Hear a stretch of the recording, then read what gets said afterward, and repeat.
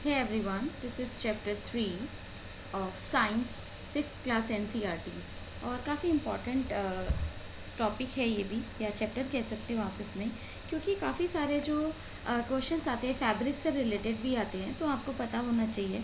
और मैं इसका रीज़न भी आपको बता चुकी हूँ, साइंस की NCERTs आप किस तरीके से कवर करूँ। जो भी मैंने काफ़ी शॉर्ट उसमें एक एक चैप्टर को 10 से 15 मिनट में अगर आप ख़त्म कर रहे हो, it is good to go. Because आपको पता होना चाहिए सबसे पहले तो किस तरीके से आप कवर कर रहे हो, और एक दो बार ये देख लोगे आपके माइंड में रिटेन भी कर जाएगी आराम से। बिकॉज आपने देखा होगा कि ये चैप्टर भी है, एक्सप्लेन भी कर रही हूँ मैं। उसके बाद अगर हार्ड कॉपी है आपके पास NCERT की, तो आपके लिए और भी ज़्यादा ईजी हो जाएगा। सबसे पहले बात करते हैं Paheli and Boojho won the first prize to science quiz competition held at their school. तो क्योंकि पूछो और स्टार्टिंग में ही बताया कि इसमें जो भी 6th क्लास के जो बच्चे होते हैं उनका जो बेस होता है 5th क्लास तक की, जो पिक्चराइजेशन से लर्निंग और वो सारी एबिलिटी होती है, तो इसमें भी उसी तरीके से दिया गया है।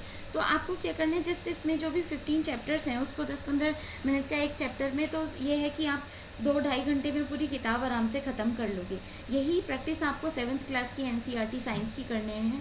उसके बाद यही 8th में करना। 8th के चैप्टर थोड़े से बड़े हैं, फिर 9th और 10th के लिए मैंने आपको बताया है कि I will do it separately, के जो केमिस्ट्री का पोर्शन होगा I will do it separately, और उसके अलावा जो भी फिज़िक्स का पोर्शन होगा उसके लिए, और बायोलॉजी के लिए। सो सबसे पहले बात करते हैं फैब्रिक्स की, क्योंकि 8th की NCERT के हिसाब से अगर बात इसमें fabric to fibre to fabric में बात करेंगे, इसमें जो भी किस तरीके से निटिंग वगैरह होती है, किस तरीके से फैब्रिक बनाया जाता है, तो उसमें जो है एक शॉपकीपर है, that is explaining that some clothes fibres were cotton and some were synthetic. तो अलग अलग टाइप के बूझो और पहेली दोनों एक दूसरे से मतलब देखते हैं, एक दूसरे को बात करते हैं, टच करके देखते हैं फैब्रिक को, और बहुत एक्साइटेड होते हैं। Finally they bought a woollen muffler and cotton sari after they visit to the cloth shop. Paheli and Boojho began to notice various fabrics in their surroundings and they found bedsheet, blankets, ये सारा कुछ उनको दिख रहा था अपने आसपास की सराउंडिंग्स में। कर्टन्स हैं, टेबल क्लोथ्स दिख रहे हैं, टॉल्स दिख रही थी, और डस्टर वो made for different kind of fabrics. तो ये सारा कुछ उनको ये दिख रहा था। तो आपने देखा होगा कि बच्चों की क्यूरोसिटी काफ़ी बढ़ जाती है। अब बात आती है यहाँ पे एक्टिविटी की। जैसे टेलरिंग शॉप हो, या बच्चों को बोला जाता है कि डिफरेंट तरह के वहाँ पे फैब्रिक मिलते हैं, तो आप वो छोटे छोटे फैब्रिक्स को कलेक्ट करके लाओ और देखो कि कौन सा फैब्रिक किस टाइप का है, और उसको अच्छे से आप देख सकते हो। अब एक्टिविटी 2 में भी इन्होंने यार्न वगैरह के बारे में बताया हुआ है। तो ये एक्टिविटी से हमें एज सच बहुत कुछ लेना देना नहीं है, बट हमें जस्ट जो हमारा मेन मोटिव है हमें वो देखना है। एक्टिविटी 3 में जो है यार्न को देखना, जैसे ऊन वगैरह स्प्लिट किस तरीके से किया जाता है, कॉटन यार्न, और उसके बाद फाइबर, नेचुरल फाइबर्स क्या हैं, कॉटन वगैरह के बारे में। तो ये सारी जो चीज़ें हैं वो दी गई थी। Split up into thin thread, और उसके splitting the yarn into thin standards. You might also observe something similar when you try to thread a needle. Many of time the end of the thread is separated into a few thin standards. This make it difficult to pass the thread through the eye of the needle. तो उसमें से ना जब जब देखते हैं कि सुई में धागा डाला जाता है, तो काफ़ी मुश्किल हो जाता है उसको उसमें ऐसे पास करना निडल आई से। और तो उसके बाद पता चलता है थिन जो भी स्टैंडर्ड्स होते हैं फैब्रिक्स के, fabrics are made up of yarn and yarns are further made up of fibres which to these fibres come from. Fibre आते कहाँ से, नेचुरल फाइबर क्या है, कॉटन, जूट, जैसे एग्जाम्पल है fibres obtain from plants, wool and silk fibres are obtain from animals. तो ये है जैसे कि अब ऊन जैसे हमें जानवरों की जो स्किन से मिलती है, शीप वगैरह से, बहुत जगह पे कैमल वगैरह की जो भी फर होते हैं उससे भी मिलती है। तो उसी का ही पूरा देखा गया कि गोट से, जैसे जो पहाड़ी गोट होती हैं डिफरेंट डिफरेंट टाइप्स की, उससे ऑब्टेन किया जाता है। सिल्क वर्म से, सिल्क वर्म के कोकून से जो है सिल्क फाइबर निकाला जाता है। तो इसका जो है इंट्रोडक्शन दिया गया। अब बूझो has in the museum, it's like the one shown her. These were worn by warriors जो जो पहना जाता है ना, कि एक म्यूज़ियम में जाके आपने देखा होगा कि उनके जो भी किस तरीके के क्लोथ्स वगैरह वॉरियर्स ने पहने होते हैं, जो कि लड़ाई वगैरह करते हैं, जो कि में दिया हुआ है, मूवीज़ में देखा होगा आपने। तो वो जो क्या कहते हैं, पूरा चोगर टाइप का पहन के जाते हैं मूवीज़ में, नहीं खली बली वाला जो सॉन्ग है उसमें भी आपने देखा होगा। तो उस टाइप से एक जस्ट एक आइडिया लगा सकते हो। सम प्लांट फाइबर्स, सबसे पहले बात करते हैं कॉटन की। प्लांट फाइबर में कॉटन सबसे पहले आता है, और हमने हर किसी के पास कॉटन टी शर्ट्स पहनी होंगी आपने, क्लोथ्स वगैरह पहनते हो, और बॉयज़ के जो भी शर्ट्स वगैरह आती हैं, वो फीमेल्स के जो साड़ीज़ भी आती हैं। तो सबसे पहले have you ever made wicks from oil lamps? तो आपने देखा होगा कि ऑयल जो जो पहले लैंप वगैरह जलाए जाते थे, तो बाती बनाई जाती थी कॉटन से, या दिया वगैरह भी पूजा के टाइम पे भी दिया जलाते हैं, तो कॉटन की बॉल्स को ऐसे गोल घुमा के और उसको दिए में रखा जाता है, तो उससे धीरे धीरे जो है घी आता रहता है और दिया जलता रहता है लंबे टाइम तक। What do you use for making these wicks? The cotton wool is also used for the filling mattresses, कोई पिलोज में क्विल्ट्स वगैरह बनाए जाते हैं। Take some cotton wool, put it in a part and look at its edges, जैसे देखा गया होगा कि निकाल के देखो कि नन्हे छोटे छोटे थ्रेड्स दिखाई देते हैं। What do you observe? आपने देखा होगा कि small thin standard that you see are made up of cotton fibre. Cotton fibres वगैरह मिलती है। Cotton wool come from, it is grown in the field. Cotton plants are usually grown at places having black oil and warm climate. Can you name some states of our country where cotton is grown? The fruits of the cotton plant, cotton balls, are about the size of lemon. After maturing, the balls burst open and seeds covered with cotton fibers can be seen. Have you ever seen a cotton field that is ready for picking? It looks like a field covered with snow. Because ऐसा लगता है ना कि आपने देखा है कभी, मतलब मैंने तो जनरली देखो मैंने तो नहीं देखा, बिकॉज हमारी साइड कॉटन ऐसे होता नहीं है।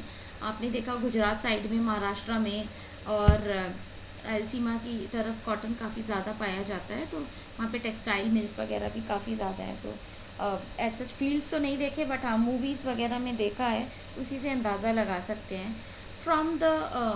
From these balls, cotton is usually picked by hand. Fibers are then separated from the seeds, क्योंकि उसमें छोटे छोटे सीड्स होते हैं, उसको अलग किया जाता है। उसके बाद कॉटन को अलग किया जाता है। आपने हाँ रजाई बुनते हुए देखा होगा, जब जैसे रजाई बनाई जाती है उसमें स्पिनिंग होती है, तो स्पिनिंग की वजह से वो अलग से उसको निकाला जाता है, उसको साफ़ किया जाता है कॉटन को, और उसके बाद गद्दों में भरा जाता है। तो the process is called ginning of cotton, जो कि सीड को कॉटन से अलग किया जाता है, उसको गिनिंग कहा जाता है। उसके अलावा ginning was traditionally done by hand. पहले तो हाथ से होती थी, पर आजकल जो है ट्रेडिशन चेंज हो गया, तो मशीन से हो जाती है। These days machines are also use for ginning. अगर जूट की बात करते हैं, jute fibre is obtain from the stems of the jute. आपने देखा होगा कि बहुत टाइम तक भिगोए रहते हैं उसमें, उसके बाद उसको भिगो के, और during the rainy season in jute is mainly grown in West Bengal, Bihar, Assam. The jute plant is normally harvested when it is at flower stage. तो जब फ्लावरिंग वगैरह स्टेज आ जाता है तो जूट निकाल दिया जाता है। When it is at flowering stage, the stems of the harvesting plant are immersed in water. बहुत टाइम तक पानी में भिगो के रखा जाता है उसको, उसके बाद उसको ऐसे पीटा जाता है, मतलब एक ट्रेडिशनल वे बता रही मैं। उसके बाद हैंड से उसको फाइबर्स सेपरेट किए जाते हैं, और सेपरेशन के बाद उसको fibres first converted into yarn. How it is done, अब जो इसको जो निकाला जाता है, अब वो देखते हैं। स्पिनिंग का प्रोसेस आपने देखा होगा, गांधी जी का चरखा तो पूरे वर्ल्ड में फेमस है, तो आपने चरखा ज़रूर देखा होगा। अब इसमें एक्टिविटी 4 में भी देखा, how some cotton wool is one hand pinch some cotton between the thumb and fingering of the other hand. तो एक तरीके से देखा होगा ना कि स्पिनिंग चरखा काटते हुए देखा होगा किस तरीके से घुमाते हैं, और उसकी गांधी जी का जो चरखा है उसमें निकालते हैं, जो इंडिपेंडेंस मूवमेंट में भी यूज़ किया गया था। और उसमें उन्होंने बोला भी था कि अपने हाथ से बने हुए ही क्लोथ्स पहनो, आत्मनिर्भरता आती है उससे। और अगर हम, क्योंकि बहुत सारे मूवमेंट भी चले थे, बाइकॉट वगैरह किया था, और क्विट इंडिया मूवमेंट में ये अपने खुद के बने हुए हाथ के खादी के कपड़े पहने थे, तो जितने भी बाहर के जो भी क्लोथ्स थे तो वो छोड़ दिया था। तो खादी खादी के लिए आपने आजकल गांधी आश्रम सुने होंगे, जहाँ जहाँ पर खादी के ही कपड़े वगैरह मिलते हैं। तो to popularize and promote khadi, the government of India constituted a body called Khadi and Village Industries Commission in 1956. Spinning of yarn on a large scale is done with the help of a spinning machine. After the spinning, yarn are used for making fabrics. Because उसको spinning से पहले तो जो भी उसको thread में convert किया जाता है, उसके बाद और भी ज़्यादा उसको बारीक किया जाता है, जो कि शर्ट्स वगैरह आती हैं आजकल अच्छे ब्रांड्स की, तो उसको प्रॉपर जो है फैब्रिक में कन्वर्ट किया जाता है, यार्न टू फैब्रिक। अब इसको प्रॉपर वीविंग प्रोसेस बोलते हैं। तो सबसे पहले 3 प्रोसेस आए अभी तक। गिनिंग, जिसमें सीड को कॉटन से अलग किया जाता है, उसके बाद जूट वाला प्रोसेस अलग था, उसके बाद यार्न के लिए स्पिनिंग आता है, जब यार्न में कन्वर्ट करते हैं, यार्न से फैब्रिक को कन्वर्ट करेंगे तो उसे वीविंग कहते हैं। अभी तक हमने 3 प्रोसेस पढ़े। अब उसमें इसके बाद जो है यहाँ पे एक्टिविटीज़ दिखाई गई हैं, किस तरीके से वीविंग वगैरह की जाती है। 2 set of yarn strength and arrange together. जैसे आपने देखा होगा कि जिस तरीके से आपने जो सर्दियों में खेस बोला जाता है गांव के एरिया में, तो एक धागा उसके ऊपर एक धागा पूरा ना जैसे वाइट कलर की चादर होती है बहुत मोटे धागे की, मैंने देखा अपनी दादी के यहाँ पे, तो वो देखा जाता है, उसमें साफ साफ दिखता है, तो उसे ही वीविंग कहा जाता है। बट आजकल जो है फैब्रिक बहुत ज़्यादा फाइन आने लगे, बहुत अच्छी क्वालिटी आने लगी है और कॉस्टली भी हो गए। तो इस तरीके के प्रोसेस को वीविंग कहा जाता है, जिसमें एक के ऊपर एक करके स्ट्रिप्स लगाई जाती है। अब ये तो दिखाया गया रिप्रेजेंटेशन है बेसिकली, बट अगर आप वैसे देखोगे तो आप इजीली देख पाओगे, जैसे कि पिक्चर में दिखाया गया है। Similar manner, 2 sets of yarns are woven to make a fabric. The yarn are much thinner than our paper strips. तो looms, जैसे आपने देखा हैंडलूम की चादरें वगैरह आपने सुनी होगी। अब निटिंग की बात करोगे, have you notice how sweaters are knitted. जैसे मम्मी पुराने टाइम पे, मतलब अब तो नहीं बुनती हैं इतना, पर पहले काफ़ी ज़्यादा बहुत अच्छे डिज़ाइंस वगैरह बनाते थे, तो उसको निटिंग कहा जाता है। जो यार्न होती है वूलन के लिए बेसिकली कहते हैं आप निटिंग, तो उसमें जो है गर्म कपड़े वगैरह बनाए जाते हैं। Knitting is done by hand and also on machines के द्वारा भी बनाई जाती है। अब हिस्ट्री ऑफ क्लोथ्स मटेरियल के, weaving and knitting are use for making different kind of fabrics. These fabrics are use for a variety of clothes items.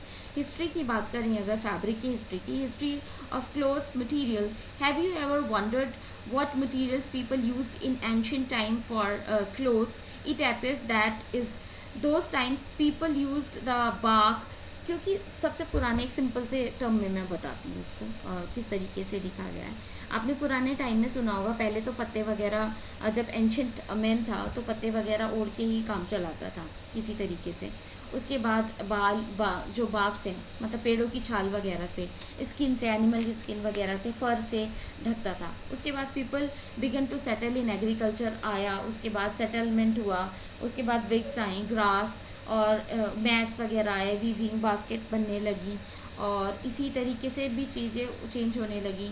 Wines, animal fleece और hair were twisted together to long strands, these are woven into fabrics. तो ये धीरे धीरे conversion हुआ cotton role से, फिर ginning हुई तो फैब्रिक बना, फैब्रिक से फिर स्पिनिंग हुई तो यार्न बना, और निटिंग फैब्रिक से वीविंग, तो उससे प्रॉपर निटिंग और जो है वीविंग से फैब्रिक बनता है।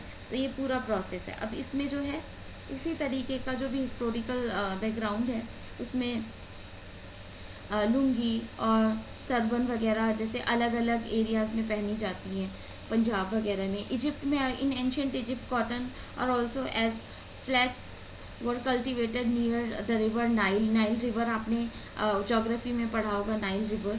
और उसके बाद and were use for making fabrics. These days stitching are also not known, people simply draped it fabric.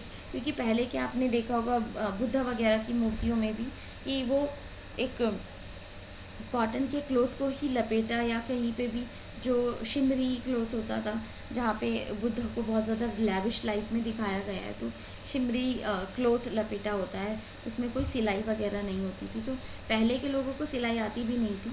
अब उनके टाइम पे तो ऑफ कोर्स कह सकते हो कि बुद्धा के टाइम पे थी, बट उससे एंशंट टाइम की अगर मैं बात करूँ तो नहीं आती थी।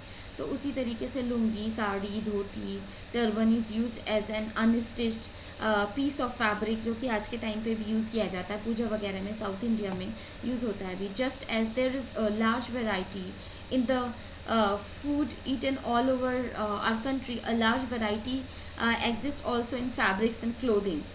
तो आपने देखा होगा. तो अब ये जो कीवर्ड्स हैं, cotton, wool, fabric, fibre, knitting, spinning, weaving, yarn, ये सारी चीज़ें अब आपको पता चल गई हैं. ऑफ कोर्स मतलब ग्रेजुएट हो आप, तो जो स्कूल वाले स्टूडेंट्स हैं वो देख रहे हो तो उनके लिए इजी है, काफ़ी इजी वे में समझाया है उन्हें मैंने, अगर वो देख रहे हैं. There is a variety of clothes material on fabric such as cotton, silk, wool and polyester.